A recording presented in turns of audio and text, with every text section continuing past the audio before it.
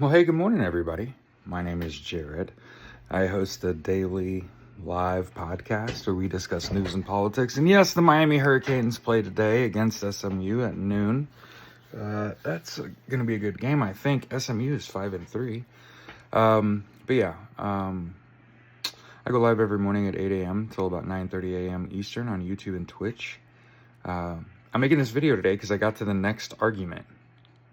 For everybody that kind of follows along, I recently posted a video about how one of the content creators that I like said that there can't be great change in the United States until white people feel it. And it just so happens with Donald Trump's little bullshit game with SNAP benefits, I just want to make sure I point this out. 60% of the country, in terms of population, call themselves white. And that 60% of the U.S. population gets 75% of SNAP benefits. Okay? There are almost twice as many white people on SNAP benefits as black people. And I made a video about that. And someone said, well, they literally repeated what I said. Well, white people make up 60% of the U.S. population, so it makes sense that they would have 3-to-1 of the benefits. And I replied, 60% of the population gets 75% of SNAP benefits. Does that make sense? I'm asking nicely. I'm trying to get you to see the point. And once they saw the point, and they were like, oh, well, it doesn't matter. Now it doesn't matter. There are still people on SNAP benefits that shouldn't be.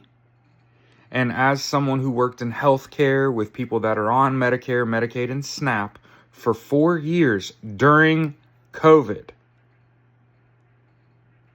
a lot of people get less than $50 a month, especially if they live alone. And you have to jump through an awful lot of hoops to get what often is not enough to feed yourself for a week. And that's a monthly benefit. And again, I just want to make sure that I point out and say it with my full chest. There's no good reason to kick anyone off of food benefits. They should get more. I think that everyone should get $500 every Friday. Thanks for playing. It's called universal income. There are whole ass states in the United States that have universal income.